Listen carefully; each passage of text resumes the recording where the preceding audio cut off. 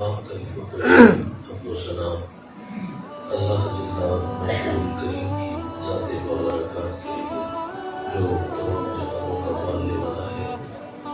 اللہ رب العزت کی حمد و ثنا کے بعد حضور تاجدار مدینہ، تاجدار انبیاء، معصوم آمنہ احمد مصطفیٰ حضرت محمد مصطفیٰ صلی اللہ علیہ وسلم کے حسن ناز میں عقیدتوں و ارادتوں اور نیاز مندیوں کا خراج پیش کرنے کے بعد انتہائی عزت و تکریم کے لائق جلوہ فراز مقتدر اور امام معزز شب حاضرین، السلام علیکم ورحمۃ اللہ۔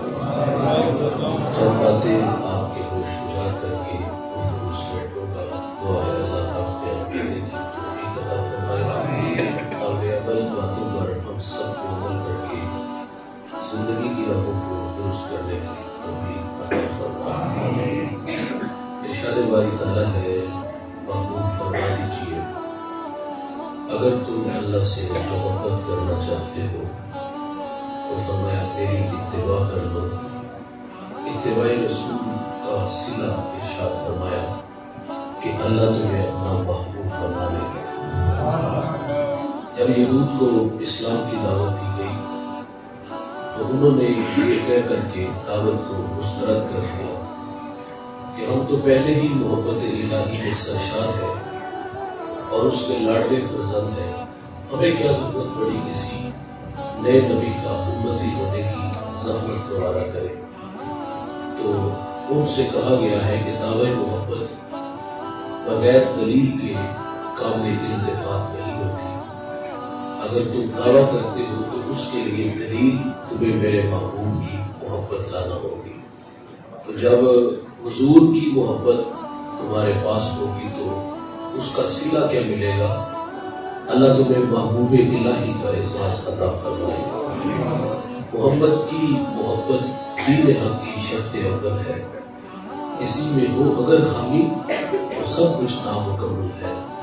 اور ایک اور بات، محمد کی وساطت سے محبت تیری میری ہے، محبت ہے اصل ان کی نہ تیری ہے نہ میری ہے۔ تو حضور تک پہنچنا ہی کمال ہے۔ حضور کی محبت جس کو نصیب ہوگی اس کو اللہ کا قرب نصیب ہوگا۔ حضور کی محبت کے بغیر دعویٰ کرنے والے رب کا قرب نہیں پا سکتے۔ علامہ سعدی شارح مسلم محبت کی کچھ علامات بیان کرتے ہیں اور اس کو میں اور آپ دھیان سے سنیں گے اور اللہ تعالیٰ سے عمل کی جذبے مانگیں گے۔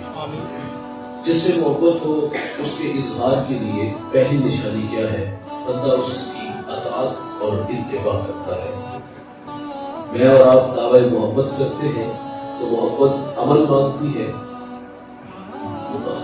محبت دعویٰ اور عمل اس کی دلیل ہے۔ تو دلیل اتباع سے ہے بھائی۔ حضور فرماتے جس نے میری سنت سے محبت کی اس نے مجھ سے محبت کی۔ اور آپ صحابہ کرام کی زندگیوں کا مطالعہ کر رہے ہیں اور میرے کریم آقا صلی اللہ علیہ وسلم نے حضرت انس سے فرمایا تھا کہ بیٹا صبح و شام اس حال میں کرو کہ تمہارے دل میں کسی کے لیے کھوٹ نہ ہو۔ تو فرمایا یہ تمہارے نبی محمد کی سنت ہے۔ امامہ باندھنا سنت، چہرے پر داڑھی کا نور سجانا سنت، سفید لباس پہننا سنت، آنکھوں میں سرما لگانا سنت، درمیان سے مانگ نکالنا سنت۔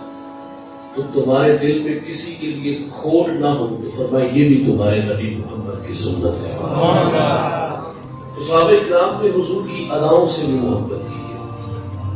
جس سے پیار ہو بندہ اس کی اداؤں سے بھی محبت کرتا ہے۔ ایک صحابی ابن عمر رضی اللہ تعالیٰ عنہ سواری پہ تشریف فرما تھے، اونٹنی میں بیٹھے اور گول چکر لگا رہے ہیں۔ سوال کیا کہ آپ ایسا کیوں کر رہے ہیں؟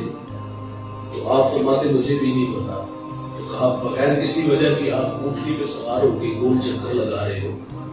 تو وہ کہتے اتنا مجھے پتا ہے کہ میں نے اسی مقام پہ ایک دفعہ رسول اللہ کو اونٹنی پہ سوار دیکھا اور گول چکر لگاتے دیکھا، یاد آیا تو آج محبوب کی ادا کو ادا کر رہا ہوں۔ ایک صحابی حضور کے کچھ صحابہ سفر میں تھے تو سر راہ ایک درخت آیا، قد بڑا تھا لیکن ایک صحابی گزرے تو اپنا سر جھکا لیتے ہیں، جو 7 دوست تھے انہوں نے سوال کیا کہ یہاں تکلف سے گزرنے کی ضرورت نہیں تھی اور آپ یہاں سر جھکا کے کیوں گزرے؟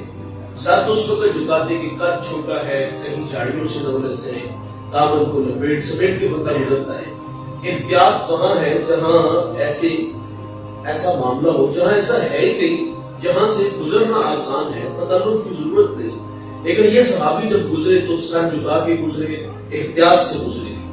تو ساتھ والے دوست نے کہا بھائی جان اتنی احتیاط سے کیوں گزرے؟ تو وہ کہتے مانا کہ اس کا قد بڑا ہے، لیکن ایک بار میں حضور کے ساتھ سفر میں تھا اور ہمارا گزر اسی راستے سے ہوا اور یہ درخت اسی راستے میں آیا، اس وقت قد چھوٹا تھا، حضور گزرے تو سر جھکا کے گزرے۔ کہا گو کہ قد بڑا ہو گیا ہے، لیکن جب محبوب یہاں سے گزرے تھے تو سر جھکا کے گزرے۔ میں فرض محبت ادا کر رہا ہوں، کسی کی ادا کو حضرت عمر رضی اللہ تعالیٰ عنہ طواف کعبہ کر رہے اور حجر اسود کے قریب آئے اور قریب آ کر کے اس کا بوسہ لیا اور بوسہ لے کر کے کیا فرماتے ہیں کہ تو ایک جنتی پتھر ہے، نہ کسی کو نفع دے سکتا ہے نہ نقصان پہنچا سکتا ہے، لیکن اس کے باوجود بھی میں نے تیرا بوسہ لیا، تجھے چوم لیا۔ فرمایا تمہیں اس لیے چوما ہے کہ تمہیں میرے محمد نے چوما ہے۔ یہاں بہت سارے لوگ ہیں جنہوں نے حج عمرہ کیا ہوگا، آپ دیکھتے ہو کہ جب حجر اسود تک ہم آتے ہیں چکر لگا کے تو وہاں رش رہتا ہے، آپ 2 بجے بھی جائیں گے تو وہاں ہجوم عاشقہ نظر آئے گا، اور وہاں جب بندہ قریب حجر اسود تک پہنچتا ہے تو قریب جا کے زیادہ وقت نہیں ہوتا وہاں ٹھہرنے کا، کوئی بندہ بڑا بھی کہے نا میں پہلوان آدمی ہوں، دعویٰ نہیں کرے گا کہ میں 10 منٹ وہاں کھڑا رہا، وہاں حجر اسود کے قریب بازوؤں کے ساتھ اس پورے ماحول کو اپنے کنٹرول میں کر لیا۔ یہ تو باتیں ہم سنتے ہیں کہ میں عمرہ کے لیے گیا تو جنت البقیع میں 2 گھنٹے گزار کے آیا، کہ کوئی کہتا ہے میں 1 گھنٹہ وہاں گزار کے آیا، حالانکہ میں سمجھتا ہوں کہ آپ اس مقام پہ پہنچے ہو، جنت کیا اس کو میں نے بھی ریاض الجنہ میں پہنچے ہو، تو تقاضا کہ 2 نفر پڑھو اور آگے بڑھو، پوری دنیا سے لوگ آئے ہیں نا، سب کی آرزو وہاں رکنے کے لیے، تو میں سمجھتا ہوں اچھی بات تو یہ ہے کہ 2 نفر پڑھو، دعا مانگو اور آگے بڑھو، کسی اور کو بھی موقع دو۔ لیکن یہاں ہم دعویٰ کر لیتے ہیں، ہم کہتے ہیں میں اتنی دیر ٹھہرا، گھنٹہ ٹھہرا، 2 گھنٹے ٹھہرا، بات ماننے کو آتی ہے۔ کوئی یہ کہے کہ میں حجر اسود پہ 2 گھنٹے کھڑا رہا اور اس کو چومتا رہا، ماننے کو بات آتی ہے؟ ہم کہتے ہیں بڑے بڑے پہلوانوں کو، لوگوں کو کیوں انہیں ہاتھوں پہ اٹھا کے وہ باہر پھینک دیتے ہیں، وہاں ٹھہرنا ممکن نہیں۔ لیکن بات جو عرض کرنے لگو بھائی، جہاں جو بندہ حجر اسود تک پہنچتا ہے نا، اس کے پاس صرف 2-4 سیکنڈ ہوتے ہیں، اور وہ 2-4 سیکنڈ کے اندر پتھر کو ایک جگہ سے نہیں چومتا، پتھر کو دائیں سے بھی چومتا ہے، بائیں سے بھی چومتا ہے، اوپر سے بھی چومتا ہے، نیچے سے بھی چومتا ہے، اس پتھر کو درمیان سے بھی چوم لیتا ہے۔ بھائی جان چوم لیا، آگے بڑھو اور آگے آئے، لیکن اس کے پاس 2 سیکنڈ ہے اور 2 سیکنڈ کے اندر اس نے پورے پتھر کو چوما۔ دیوانوں کی کہانی ہے بھائی، وہ دائیں بائیں اوپر نیچے پتھر کو اس لیے چومتا ہے، وہ دراصل محمد عربی کے لبوں کو تلاش کرتا ہے، شاید کہ میرے محبوب نے یہاں لب لگائے ہو، شاید کہ یہاں لگائے ہو، یہاں لگائے ہو، یہاں لگائے ہو۔ تو میں فرض محبت ادا کر رہا ہوں، کسی کی ادا کو، اس یہ ہے کہ جس سے پیار ہونا تو بندہ اس کی ملاقات کا شوق بھی رکھتا ہے، اور بندہ جس کی ملاقات کا شوق رکھتا ہو، بندہ اس کے راستے میں بیٹھ جائے نا تو ایک وقت ضرور آتا ہے کہ اس سے ملاقات ضرور ہو جائے۔ جس سے پیار ہو اس کی ملاقات کا شوق بھی رکھتا ہو۔ یار ایک دیوانہ تھا نا جس نے ساری زندگی بادشاہوں کی مدح میں لکھا، فالج نے گھیر لیا، بستر علالت پہ گیا، زندگی موت سے لڑنے لگا، دروازے پر نظریں لگی ہیں، کوئی پھول لائے گا، محبت کا نغمہ کہے گا، لیکن وہ جانتا نہیں تھا کہ یہ دنیا وفا کام کرتی ہے۔ اب جب جنگ لگی تو نظریں دروازے پر ہے، نہ کو پھول لایا، نہ کو دکھتے ہوئے زخموں پر برہم پٹی رکھی، کو محبت کا گیت نہیں گایا، تو اب دل کا آئینہ ٹوٹ گیا اور کیا کہتا ہے، چھوڑ گزری ساری زندگی بادشاہوں کی مدح میں لکھا، کچھ بھی نہ ملا، تو اب کیا کہتے ہیں، نہ قلم توڑوں گا نہ کرتاس پھاڑوں گا. پہلے دنیا والوں کا مدح لکھا کی مدح میں لکھا تو کچھ نہ ملا. کہا اب نغمہ لکھوں گا امام الانبیاء کا، اب نغمہ لکھوں گا آمنہ کے لال کا. نغمہ لے کے لکھتا ہے مولا صلی اللہ علیہ وسلم دائماً ابدا. بھائی جان پھر اتنی روشنیاں اجالے اترتے ہیں اور لکھ کے قصیدہ اور سو جاتا ہے. آنکھیں بند کر کے کیا کہتے ہیں، میں سو جاؤں یا مصطفیٰ کہتے کہتے کھلے عام صلی اللہ کہتے کہتے حضور کا نغمہ لکھا اور سو گیا. اور خواب پہ میرے رسول کی زیارت نصیب ہوئی. میرے نبی فرماتے جس کی خواب میں میں آؤں میں ہی آتا ہوں، حقیقت ہی میں آتا ہوں. شیطان کو بھی جرأت نہیں کہ وہ خواب میں آ کے کہے کہ میں محمد کی مثل ہوں. میرے حضرت فرماتے وہ تو بدبخت ہے نا جو جاگتے ہوئے یہ دعویٰ کرے محبوبہ تے نکتہ چیتی جڑے کرم تو باز نہیں ہوندے. اصل منافق جانو انہاں نوں وہ جھوٹے پیار دے ہوندے.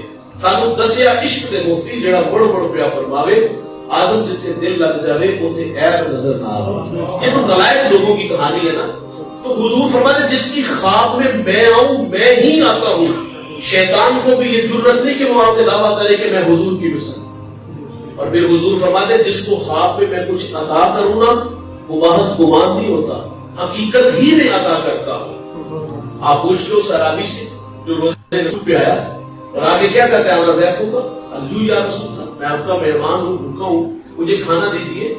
اور آنکھ لگی اسی اسنا میں، کہتے جب آنکھ لگی تو خواب میں مجھے حضور کی زیارت نصیب ہوئی. اللہ کے رسول صلی اللہ علیہ وسلم تشریف لا رہے تھے. صحابہ نے مجھے کہا اٹھ کے کھڑے ہو جاؤ، حضور تشریف لا رہے. کہتے میں اٹھ کے کھڑا ہو گیا. حضور کے ہاتھ میں روٹی تھی. فرمایا یہ لو روٹی. کہتے میں نے روٹی لی اور کھانا شروع کر دی. آدھی کھا لی، آدھی باقی تھی. کہتے آدھی باقی تھی کہ میری آنکھ کھل گئی. آنکھ کھلتی ہے تو باقی آدھی میرے ہاتھ میں موجود ہوتی ہے. جس کو حضور عطا کرے حضور ہی عطا کرتے ہیں. یار حضرت عمر رضی اللہ تعالیٰ عنہ کا دور ہماری ہوئے. حضرت علی فرماتے ہیں کہ میں نے خواب دیکھا کہ مسجد نبوی میں فجر کی اذان ہوئی ہے اور اذان کے بعد ہم مسجد میں آئے ہیں. حضور کی ابتدا میں نماز پڑھی. حضور نے دو مخصوص صورتیں تلاوت کی. سلام پھیرا، ایک صاحب کھجورے لے کر کے آ گیا. اللہ کے رسول صلی اللہ علیہ وسلم نے تقسیم کرنا شروع کر دی دائیں طرف سے. سب کو ایک ایک دی، مجھے بھی ایک دی. کہتے جب میں نے کھائی وہ مزیدار بڑی تھی تو میرا جی چاہا کہ میں حضور سے ایک اور کھجور کا مطالبہ کروں. لیکن یہ احساس مجھے روک لیتا ہے کہ جب حضور نے سب کو ایک ایک دی ہے تو مجھے بھی سوال نہیں کرنا چاہیے. ادب مانے کا فرماتے میں نے سوال نہ کیا، عرض نہ کیا. تو کہتے اسی اسنا میں میری آنکھ کھل گئی. جب آنکھ کھلتی ہے تو مسجد نبوی میں فجر کی اذان کا وقت شروع ہو چکا تھا اور میری زبان پہ وہ کھجور جو خواب میں نے کھائی اس کا ذائقہ بھی موجود تھا. کہتے میں نے وہ حضرت عمر رضی اللہ تعالیٰ عنہ کی ابتدا میں فجر کی نماز پڑھی اور وہ صورتیں جو حضور نے خواب میں تلاوت کی حضرت عمر نے بھی وہی صورتیں تلاوت کی. سلام پھیرا تو کہتے جس طرح خواب میں دیکھا کھجوریں آئی، میں نے اپنے سر کی آنکھوں سے دیکھا ایک صاحب کھجوریں لایا ہے اور حضرت عمر رضی اللہ تعالیٰ عنہ نے تقسیم کرنا شروع کر دی. سب کو ایک ایک دی، مجھے بھی دی. کہتے میں نے کھائی، مزہ رات والا تھا، خواب والا تھا. کہا وہاں مانگ نہ سکا، وہاں دوستانہ تھا، وہاں ادب ماننے تھا، حضور سے مانگ نہ سکا، لیکن یہاں یارانہ تھا. میں نے کہا عمر ایک کھجور اور بھی دیتے. مسکرا کے کہا اگر حضور نے دی ہوتی تو میں بھی تمہیں دیتا. حضور جس کو عطا فرمائے حقیقت میں عطا فرماتے ہیں. وہ سیری حضور کا نغمہ لکھتے ہیں، آنکھ لگتی ہے، آنکھ بند کرتے ہیں، سو جاتے ہیں. حضور خواب میں تشریف لائے، فرمایا بصیری اٹھو، وہ نغمہ جو میری شان میں لکھا ہے وہ مجھے پڑھ کے سناؤ. جس سے محبت ہوتی ہے ملاقات کا شوق بھی ہوتا ہے اور پھر جس کی راہوں میں بندہ بیٹھ جائے اس سے ملاقات بھی ہو جاتی ہے. اب حضور کا نغمہ لکھا، لکھ کے سوئے. حضور نے فرمایا اٹھو اور میرا نغمہ مجھے میری شان میں جو پڑا ہے سناؤ. بصیری قدموں میں کھڑے ہیں، ادب کے تمام تر تقاضوں کو بجا لاتے ہوئے حضور کا قصیدہ پڑھتے ہیں. بیٹا شاگرد مرید اپنے اپنے رشتوں کے ساتھ فخر جانتا ہے. جب وہ علم کی گزرگاہوں سے گزرتا ہوا آدھا مسند پہ بیٹھتا ہے. بیٹا باپ کے قدموں میں، شاگرد استاد کے قدموں میں، مرید شیخ کے قدموں میں. میں نے بڑے بڑے علماء، بڑے بڑے مشائخ کے قدموں میں قرآن کی بولیاں بولی ہیں. یہ میرا فخر ہے. لیکن میں کہتا ہوں یہ سارے فخر، یہ سارے شرف، یہ سارے اعزاز اپنی جگہ پہ حسینی کہاں کھڑے ہیں جہاں حسان بن ثابت کھڑے ہو کر محمد کی نعتیں پڑھتے تھے. اعزاز ملا یار. حسینی قصیدہ پڑھتے حضور ساتھ ساتھ جھومتے ہیں. اگر ہو سکے تو ہم بھی جھوم کر یہ پڑھ لے ہیں. مولا صلی وسلم دائما ابدا علی حبیبک خیر الخلق کلہم. نغمہ لکھا, حضور ساتھ ساتھ جھومتے ہیں. اور پھر دستے شفا پھیلا بھائی, جو وہ فالج زدہ جو جسم تھا اس پہ جان آئی. اور اللہ کے رسول صلی اللہ علیہ وسلم جاتے ہوئے اپنی چادر انعام دیتے ہیں. حسینی کہتے صبح میں اٹھا تو خوشبوؤں کے قافلے بھی اترے تھے جو چادر حضور نے خواب میں عطا فرمائی تھی. صبح اٹھتی ہے تو وہ سرانے موجود بھی ہوتی ہے. بھائی جب جس سے محبت ہو ملاقات کا شوق بھی ہوتا ہے. تو یہ دل حضور کو دو بھائی. جہاں ہم نے دل دیا نا معذرت سے کہوں گا وہاں بے وفائی ملی. ساری رات جاگتے رہے, وفا کی کہانیاں پڑھتے سناتے رہے, وعدے خواب سپنے کیا کچھ نہیں دیکھا دکھایا گیا. لیکن ہوتا کیا بھائی, یہ دنیا کے محبوب ہے, بے وفائی کرتے ہیں. محسن نقوی کہتے ہیں آنکھوں کا رنگ بات کا لہجہ بدل گیا. وہ شخص شام میں کتنا بدل گیا. شاید وفا کے کھیل سے اتار گیا تھا وہ, منزل کے پاس آ کے رستہ بدل گیا. دنیا کے محبوب ایسے ہی کرتے ہیں بھائی. یا آپ دیکھیں موٹر سائیکل کی بیک پتی میں لکھا ہوتا ہے کہ پیار سے تو رہو, پیار تو کرنا چاہیے. محبت نہ ہو اگر درمیان میں ابھی آگ لگ گئے دونوں جہاں میں. محبت سے تو کائنات آباد ہے. کوئی کہتا صنم بے وفا, کسی نے پیار سے توبہ. یہ ایسے جملے جو تڑپا نہیں دیتے, ہمیں ہنسی آتی ہے جوانوں پہ. کہاں دل دیا جو دل باری نہیں تھا, بے وفا سے دل لگا لیا. یاد رکھیے گا جوانوں, اس بے وفائی پہ پھر رونا پڑتا ہے. اور یہ آنسو کوئی قیمتی نہیں, خاک میں ملیں گے. ان آنسوؤں کی کوئی قیمت نہیں. لیکن جو آنسو رسول اللہ کی محبت پہ بہیں گے وہ قیامت کے دن میزان پہ کام آئیں گے. یا رسول اللہ سے ملاقات کا شوق رسول اللہ کا ہو. میں سو جاؤں یا مصطفیٰ کہتے کہتے آئے تو میرے بازار پہ گھونگھٹ اتار کے, مجھ سے نصیب اچھے میرے بازار کے. تو ملاقات کا شوق ہو تو حضور کی ملاقات کا شوق ہے. جامی حضور کی خدمت میں حاضر ہوئے کہ نا بھائی, وہ شوق وارث کی والی مدینہ کو حضور خواب میں ملے کہ وہ آ رہا ہے, وہ آ رہا ہے. اور جس دیوانگی سے آ رہا تھا فرمایا روزے رسول سے باہر نکل تو اس کا استقبال کرو. یہ ہے محبت. جس سے محبت ہوتی ہے بندہ ملاقات کا شوق بھی رکھتا ہے. محبت کی ایک نشانی یہ بھی ہے بھائی, نہ بندہ عیب دیکھتا ہے نہ عیب سنتا ہے. یہ محبت کی نشانی ہے. نہ عیب دیکھتا ہے نہ عیب. محبوبہ تے نکتہ چینی جڑے کرم تو باز نہیں ہوتے. اصل منافق جانو انہاں نوں وہ جھوٹے پیار جتاؤندے. سانو دسیا عشق دے مفتی جیڑا مڑ مڑ پیار فرماوے.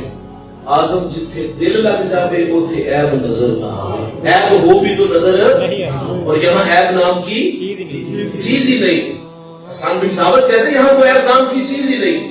وہ خلیفہ وقت ہے نا, ایک دفعہ اس نے لیلا کو دربار میں بلایا. بلا تو اس نے بڑی کھری کھری سنائی. اس نے کہا تیرے نام کا شورا سنا ہے, تو نے ایک کیش نامی جوان کو پاگل کر دیا. میرے خیالوں میں تھا کہ وہ حسن کی پری پیکر ہوگی, نرگسی آنکھیں, شربتی لہجہ ہوگا. ابھی تو کیش تجھ میں کھپسا گیا, لیکن افسوس تم نے مجھے متاثر نہیں کیا. وہ کہتا ہے کہ تجھ سے زیادہ خوبصورت میرے دربار میں کام کرنے والی ہے. آئینہ دکھایا, پانی نہیں ہوئی, راستہ نہیں بدلا. رومی وہ ساری گفتگو بیان کرتے ہیں. اس نے کہا کہ گفت لینا را خلیفہ خان دوئی کیس تو مجنون شد پریشانوں کبھی از دیگر خوبان تو افسون نیستی. گفت خامش چونک مجنون نیستی. دیدہ مجنون اگر بودے ترا ہر دو عالم بے خطر بودے ترا. باخودی تو نیک مجنون بے خودست در طریقے عشق بیداری بدست. رومی کہتے اس نے کھری کھری سنائی نا کہ تجھ سے زیادہ خوبصورت میرے دربار میں کام کرنے والی ہے. تو پھر لیلا نے کیا کہا, گفت خامش. بادشاہ منہ بند کر لے, آپ کو مجنون تو نہیں. دیدہ مجنون اگر بودے ترا, وہ کہتی مجنون کی آنکھ سے دیکھتا تو عیب نظر. باخودی تو لیک مجنون بے خودست. وہ کہتے جس اونچے میں اس نے قدم رکھا ہے وہاں ہوش کو چھٹی دینا پڑتی ہے. ہوش والوں کو اس اونچے سے کچھ بھی نہیں ملتا. اور بھائی لیلا کو دیکھنا ہے تو مجنوں کی آنکھ سے دیکھو، اور اگر محمد عربی کو دیکھنے کا شوق ہو نا تو پھر نگاہ صدیق سے دیکھا کرو، نگاہ فاروق سے دیکھا کرو، پھر ایپ میں پھر تمہیں کمال نظر آئے گے۔ ڈٹھے برا قرآن نے بہت سارے تیری شان دیا نہیں تو ہو ڈٹھا، تیری شان کا کرے مقابلہ جیڑا اور واش کا اصلی چور ڈٹھا، کوئی نور آکھے کوئی بشر آکھے پیدا رات جنہیں ایہو شور ڈٹھا، اللہ والے گل مکا دیتی تسا ہور ڈٹھا اسا ہور ڈٹھا۔ میرے قبلہ بڑی خوبصورت بات فرماتے، فرمایا تم نے پتہ نہیں کس کو دیکھا جو سکی بیٹی کو نہیں بخشوا سکتا، سنبھلتا نہیں جن سے اپنا دوپٹہ، سنبھالیں گے کیا وہ کلیجہ کسی کا۔ آپ فرماتے ہیں ہم الیکشن میں اسے ووٹ نہیں دیتے جو تھانے سے نہ چھڑا سکے، آپ فرماتے اس کے پیچھے لینے کیا جاتے ہو جو سکی بیٹی کو بھی نہیں بخشوا سکتا۔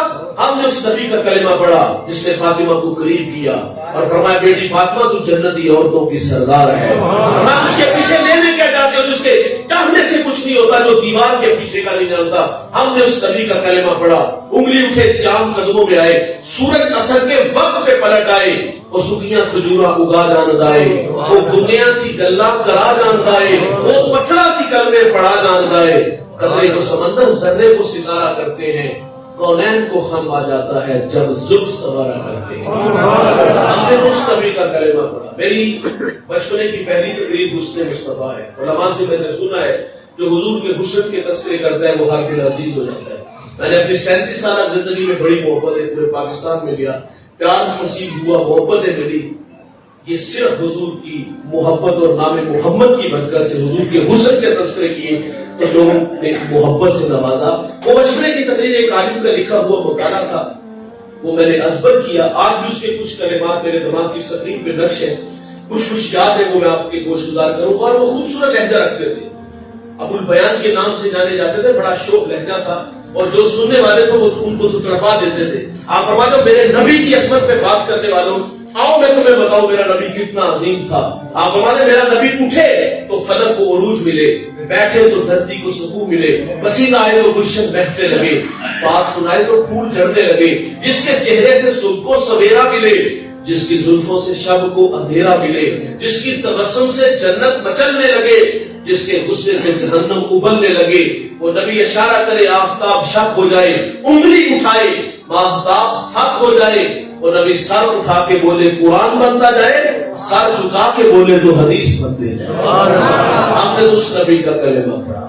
ہم اپنے بچپن میں قبلہ سے ایک شعر سنتے تھے، وہ سن سن کے یاد ہو گیا، اعظم چشتی کا شعر، اور وہ بڑا خوبصورت، جب بھی سنا ایک الگ سے حظ نصیب ہوا تو اعظم چشتی تو حد کر دیتا، وہ کہتا تو ہجے میرا یار نہیں تھا جنو ویہ کے چل شرماوے، ادھی راتی دن چڑھ جاوے، جیو رخ تو نقاب ہٹاوے، جیو نکلے سیر کرن نو سارا گلشن سیس نواوے، آتا دھرتی لف لف جاوے، اور جیو ہاتھ کھلا وچ رکھے ہاتھ کھلا تو بد جاوے، نین نشیلے مست رسیلے وچ سونا قدر سہاوے، اکھ اگڑے تے علم پیا جاوے، جنہیں میں خانہ کھل جاوے، علم خدا نے اینا دیتا عقلہ وچ نہ آوے، عقل خدا نے اینی دیتی علمہ وچ نہ آوے، بجلی ڈردی نشک نہ مارے بتا بے ادبی ہو جاوے، کیے جاس نظر وچوں دی جو آوے فک جاوے، او خلق کو دے دے مولے دنیا کوئی گرلائی جان بچاوے، آزم ایڈا سونا ماہی سانو کدرے نظر نہ آوے۔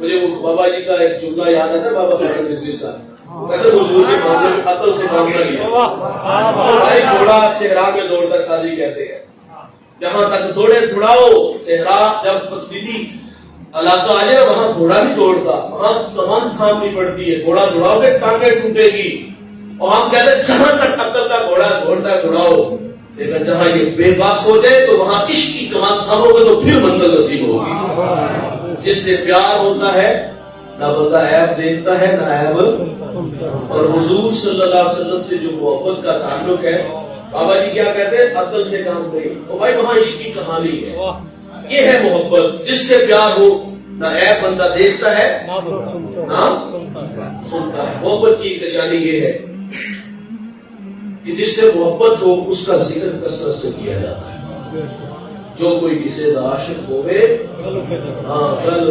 جس سے پیار ہو اس کا ذکر کثرت سے کرتا ہے۔ اللہ اپنے محبوب سے محبت کرتا ہے تو ذکر کثرت سے کیا۔ حضور کے نغمے ہیں. یہ چاند کی چھاتی کو چھو کے آنے والا پہلا شخص، اس کا نام تھا نیل آرمسٹرانگ. یہ واپس آیا، اس نے ترکی کا دورہ کیا تو اللہ کا منادی حی علی الصلاۃ کی صدائیں دے رہا تھا. آواز سن کے ششتر ہوا. وہ کہتے ہیں یہ آواز کیسے؟ انہوں نے بتایا کہ یہ مسلمانوں کا منادی ہے اور ایک مرکز میں جھکنے کا پیغام دے رہا ہے. وہ کہتا ہے مجھے کچھ سمجھ نہیں چل رہی کہ میں زمین پر ہوں یا چاند پر. کہا کیا ہوا؟ وہ کہتے ہیں جب میں چاند پہ گیا تھا تو ایسی آوازیں میں نے وہاں بھی سنی تھی. دیر نہ کرو، مجھے بھی محمد کا غلام بنا دو.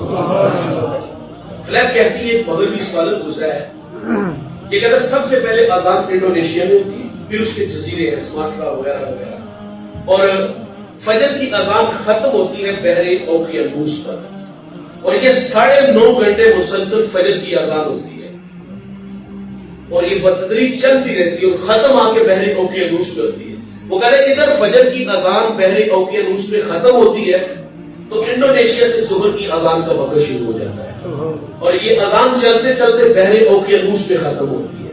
یہاں ظہر ختم ہوتی ہے تو انڈونیشیا سے عصر کی اذان کا وقت شروع ہو جاتا ہے اور یہ اذان کا سلسلہ چلتے چلتے ختم آ کے بحر اوقیانوس پہ ہوتی ہے اور یہاں عصر ختم ہوتی ہے تو انڈونیشیا سے مغرب کی اذان کا وقت شروع ہو جاتا ہے. تو پھر یہ چلتے چلتے ختم بحر اوقیانوس پہ ہوتی ہے. کہتے ہیں ادھر مغرب ختم ہوتی ہے تو انڈونیشیا سے عشاء کی اذان کا وقت شروع ہو جاتا ہے اور پھر ساری رات عشاء کی اذانیں ہوتی رہتی ہیں اور ختم کہاں ہوتی ہے؟ بحر اوقیانوس پہ. وہ کہتے ہیں یہاں عشاء کی اذان ختم ہوتی ہے تو انڈونیشیا سے فجر کی اذان کا وقت. وہ کہتا ہے 24 گھنٹوں میں ایک لمحہ بھی ایسا نہیں کہ جس لمحے میں اذان کا آوازہ بلند نہ ہوتا ہو. وہ بتا رہا ہے 24 گھنٹوں میں ایک لمحہ بھی ایسا نہیں کہ جہاں اللہ کا ذکر ہوتا ہو اس کے ساتھ محمد عربی کا ذکر نہ ہو. جس سے محبت ہو اس کا ذکر. جہاں بھی بیٹھتے ہیں بھائی ہم تو حضور کے تذکرے کرتے ہیں. تو یہ جوانوں ہمارا حق بنتا ہے ہم جہاں بھی بیٹھے حضور کی باتیں کریں، حضور کی تعلیمات اپنے دوستوں کو بتائیں. یہ زندگی جن راہوں پہ ہم لے کے آئے بھائی چوک چبارے پٹے آباد کیے گئے، میرے رسول ناراض ہوتے ہیں. جوانوں کو راستہ دو یار، اپنی جوانی رسول اللہ کے نام لگاؤ، خود کو رسول اللہ کے لیے وقف کرو، صحابہ کی باتیں سناؤ کہ میرے نبی سے پیغام لیا اور پھر میدان میں اترے اور پھر آگے بڑھتے ہی چلے گئے. 10 اذانیں کبھی یورپ کے کنیساؤں میں، کبھی افریقہ کے تپتے ہوئے صحراؤں میں، دشت و دشت دریا بھی نہ چھوڑے ہم نے، پہرے ظلمات پہ جھڑا دیے گھوڑے ہم نے. سناؤ کہانیاں اس کو رسول اللہ کی تربیت یافتہ، پھر آگے کس طرح بڑھے، کس طرح اس پیغام محبت کو آگے لے کے نکلے. ایک صاحب گھوڑے پہ نکلے کہ زمین وجود چھوڑ دیتی ہے، گھوڑے کی تنابیں کھینچ کے اللہ سے کہتے ہیں آسمان کی طرف منہ کر کے یا اللہ کیا کروں کہ تیری زمین ختم ہو گئی ہے لیکن میرے جذبے آج بھی جوان ہیں. جوانوں کو حضور کی محبت سے کھاؤ، حضور کا تذکرہ کثرت سے کیا کرو. یہ محبت کی نشانی. محبت کی ایک نشانی یہ بھی ہے جس سے بندہ پیار کرتا ہے نا اس کے حق میں دعا بھی کرتا ہے. اور حضور سے محبت کیا ہے بھائی کہ حضور پر کثرت سے درود پڑھا ہے. دکھوں میں تم کو جو گھیرا ہے تو درود پڑھو، حاضری کی تمنا ہے تو درود پڑھو. درود پڑھنے سے حضور ملے، درود پڑھنے سے بھائی طبیعتوں میں شائستگی پیدا ہو. تو ہم اگر حضور سے دعوی محبت رکھتے ہیں تو حضور پر کثرت سے درود بھی پڑھیں. مجھے یاد آئے شیخ جزوری جنہوں نے دلائل الخیرات امت کو درود میں تحفہ دیا، لکھنے کا سبب بیان کرتے فرماتے میں شہر سوس کے قریب سے گزرا، ہمارے ظہر کا وقت تنگ تھا تو فرماتے ایک کنواں نظر آیا لیکن ہمارے پاس دو رسی نہیں تھی پانی نکالنے کے لیے. تو فرماتے کہ میری نظر اچانک ایک میدان میں 8-9 سالہ بچی جو بکریاں چرا رہی تھی اس میں نظر پڑی. میں نے اس کو آواز دی کہ بیٹا میرے پاس ہو، میری بات سن. وہ تھوڑی تھوڑی میرے پاس آئی. میں نے کہا بیٹا ہم نے نماز پڑھتے ہیں تو جلدی جلدی اپنے گاؤں سے میں ڈور رسی لا. فرماتے وہ ڈور رسی نہیں لینے گئی بلکہ مجھ سے کہتی کہ آپ کون ہو اور کہاں سے آئے ہو. شیخ کا نام بڑا معروف تھا، بچہ نام سے واقف تھا. شیخ نے جب نام بتایا تو وہ پھٹی نگاہوں سے دیکھ کے کہتی حضرت ناراض نہیں ہونا، میں نے آپ کی تقویٰ اور عبادت کے تذکرے سنے ہیں لیکن افسوس کہ آپ سے ایک چھوٹا سا کام بھی نہیں ہو رہا. اللہ اکبر. اتنی بڑی بات کر کے وہ بیٹی پاس سے خود ہی کنویں پر آئی اور اس میں آ کر کے اس نے تھوک پھینکی. جب تھوک پھینکی تو وہ چشمہ بن کے پانی اوپر آ گیا. شیخ فرماتے میں قصیدے سے شرابور ہو گیا. مالک کہانی کیا ہے؟ خیر فرماتے نماز پڑھی, نماز پڑھ کے میں نے اس بچے کو بلایا اور کہا کہ پتر تو کی پڑھنی ہے, کون سا وظیفہ کرتی ہو جس کی برکت سے یہ پانی اوپر آیا؟ اس کے بعد صبح آتی ہے, چڑھ رہے شام کو گھر چلی جاتی ہے. بس یہی میری کہانی ہے اور بس اتنا ہی ہے. فرماتے میں نے اس کو خدا کا واسطہ دیا کہ پتر سچ سچ دس کی پڑھ دے. اللہ اکبر. کہا حضرت ایک بات ہے اس پہ مجھے بڑا فخر ہے, یہ فخر ساتھ لے کے جائیے گا اور یہ فخر اپنے بچوں کو بھی دیجیے گا. وہ کہتی ایک بات میں مجھے فخر ہے. کہا وہ کیا؟ وہ کہتی سارا دن بکریاں بھی چلاتی ہوں اور سونے محمد پہ درود بھی پڑھتی ہوں. اس نے کہا میں تو حضور کی سنت کو ادا کر رہی ہوں. کہ حضور ایک سفر میں تھے, پانی کی ضرورت تھی. اللہ کے رسول صلی اللہ علیہ وسلم نے اپنا لباب دہن اس کنویں میں پھینکا تو اس کو پانی چشمہ بن کے اوپر آ گیا. میں فرض محبت ادا کر رہا ہوں کسی کی ادا کو, تو جس سے محبت ہوتی ہے بھائی اس کے حق میں دعا ہو. اور حضور نبی رحمت صلی اللہ علیہ وسلم پر کثرت سے درود پڑھا جائے. بھائی روزانہ کی بنیاد پہ اپنے بچوں کو کم از کم 112 مرتبہ یا جتنا وہ آسانی سے پڑھ سکے. جب صبح آپ کام کے لیے نکلتے ہو, بچے اسکول کے لیے نکلتے ہیں, تو اہتمام کے ساتھ وضو ہو کے آپ مصلی بچھاؤ, چٹائی بچھاؤ اور روزانہ کی بنیاد پہ بھائی جان یہ وظیفہ اپنی نسلوں کو دو. تو اس کی برکات آپ دیکھیں گے کہ آپ کے بچوں کی طبیعت میں جو اکھڑ پن تھا, جو چڑچڑا پن تھا, درود پڑھنے کی برکت سے اللہ طبیعتوں میں شائستگی پیدا فرماتا ہے. تو محبت کی ایک نشانی یہ بھی ہے کہ جس سے پیار ہونا بھائی, بندہ اس کے جو آداب ہوتے ہیں دشمن ہوتا ہے, اس سے دشمنی رہتا ہے.